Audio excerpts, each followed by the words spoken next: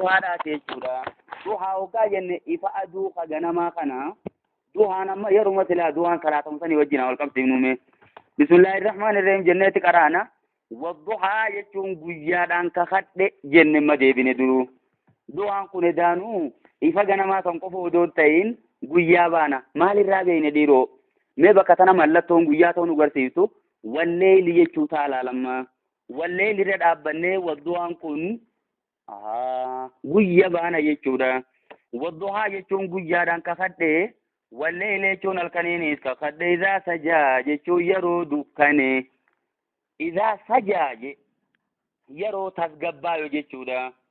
Halkan kana keessa waa meeqaatiitu cal je'ee jira salaalamma.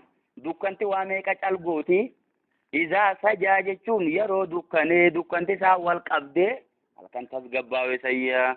Arma keessa immoo waa hedduu hojjetamuu danda'a gaa'ii dukkana kana keessa badiin jirti toltuunis jirti maasis. Kanuma dukkana kana keessa sodaa rabbiiti lafaa ka'ee quraana qara'u jira.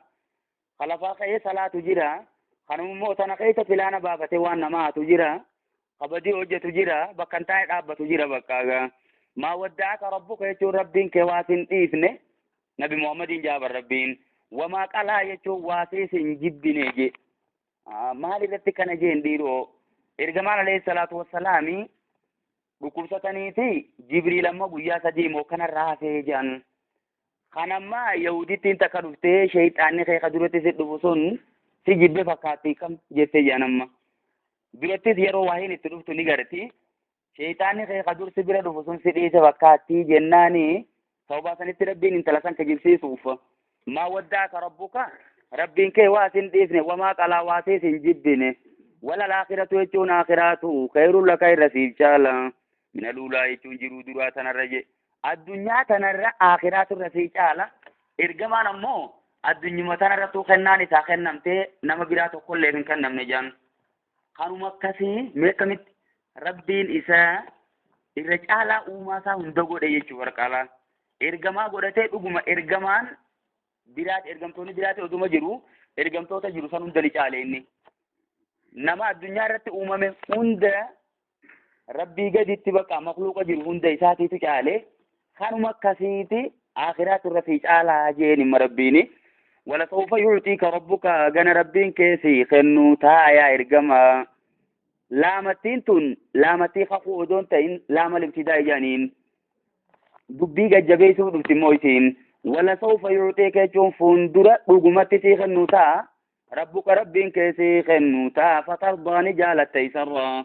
وربين سي خنو ربي وان باي خنو في تعالى لما سببا شفاعتك تونا موتا ميك أنتم دريك يا ما سن كيسا يا سوتا أما أمة سار أما سي تقول أما فان ور جنة سينو أمة ساتي إنما أولا ما سدفان جيبكا يغنى بودر لما سدفا ور جنة سينو أمة نبي محمد يجودا أكنا جيشوري هركي سديتمني persentiin 80 ummata isaati jechuudha.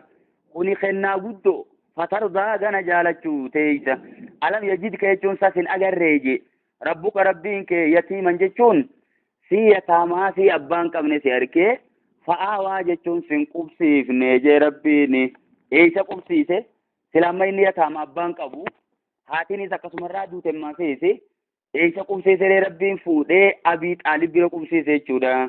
dura Abdul Muttalib fudhateewu Abdul Muttalib sanka jirutti guddisee eegana Abii Xaalib fudhate jechuu bakka Abii Xaalib sammoo ilmoo isaa caalaa baay'ee jabeessa kun maree godhii rabbiiti jechuudha barga rabbii waan isaa godhe sanarratti himatu jira wawajadaka jechuun si arkee maaseese baallan jechuun si umaan beeyne si arkee yookiin si ifdagatee jiru ummata umaan beeyne keessatti jechuudha baalli jechuun الغفلة جان إذ دقتشو جيتشو بكا شريعاني سبرن جيرتو ونيني وان تكرا بيخي تنكتيلو هنجيرتو جيتشو بكا ووجدك جيتشون سياركي ضالا جيتشون سيومان بينه سياركي فهذا جيتشو ربين سنكتيلشين يجيما سيف دقت سياركي دقو سنكي ساربين سنكتيلشين غريس لمناتي ووجدك جيتشون سياركي ضالا سيومان بينه سياركي فهذا جيتشون simbarsiifne jechuu dandeenya maasis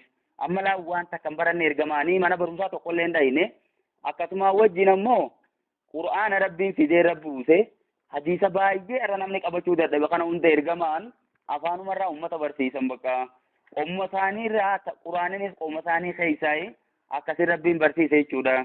Yookiin namoonni gariin maal jangaaf tokko badee jedhan badeeti bakka dhabamee karaa wallaalee kurbaan jalaa badee akkasitti odoo deemuu dirqi galiyan. Aboo xiqqoo san odoon ta'erree wanti yoo gudduma tanaan fasareeran jirtu dhuga sanii isumaa galchee baga galee. Isaa umaan beeyne laa katakkaa umaan baratin kana ummata wallaalaa keessa isaa ture fuudhee rabbiin asii akkanuma rabbiin ilmiitti naqe bakka tana bakka ni'imaa guddoo tanaan fasaruu qabna. Wajjada jechuun si arkeen maaseese aa'ilan jechuun si humaan qabne hiyyeessa si arkee fa'aqnaa jechuun rabbiin sin duroomsinee jeememma durumti tun duruma qalbii baanamoo duruma qabeenyaatime duruma qalbiiti yookee Khadijaa si fuusisuudhaan jechuun malaal sababaa saniin qabeenya rabbiin fidee harka naqe sunummaanuu duruma jechuudha. Durumti ergamaan hoggaa dubbatu alayhi salaatu wassalaami durumti laysa al-ghinaa min kasrati al-aradi walaakin al-ghinaa ghina an-nafsi jedhan duruma jechuun duruma qabeenya meeshaa kana qabaachuu miti duruma jechuun duruma qalbiiti jedhan jechuudha. Fa'ammal yatiima suduuda yookiin fuullee ni'maa saniitiin maal godhema rabbiin akka inni tola oolutti himuu deema ammoo yataamaa jee ilaalatuu ta'eetiifuu yataamaa turte falaa taqaar jechuun hin deebisin akkanaa itti haqa siidhaa irraa jemma.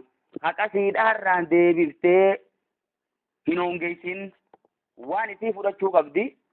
Wa'amma saayila jechuun ammoo kadhataa jemmaas suduuda inni ni hiyyeessa ture saniini yookiin wa'amma saayila jechuun nama gaafii si gaafate jechuudha. Inni nu wallaalaa ture rabbiin barsiise jenne suduuda saniitiin wa'amma saayila jechuun ammoo nama waa si gaafate falaa tanaar jechuun hin loliniin kanaa jettee bakka ilmii si gaafatuus qabeenya addunyaa si kadhatuus hin loliniin deebisaa bareedduu deebisiif jechuudha bakka wa'ammaa bini'amati rabbika jechuun ammoo godhii rabbii keetii haddis jechuun himi je eeyyuwaa quraana rabbiin si rabbuuse kana daawaa godhiin jechuudha. Yookiin haddis jechuun shukriidha bakka isummaan tunuu himuunu rabbiin waan akkanaa naa godhee bar rabbiin fayyaa naa kennee kana na godhee jettee waan rabbiin si godhe himuun isummaanuu kar tokkoon shukriidha. Isii sanarratti rabbii galatoomsa.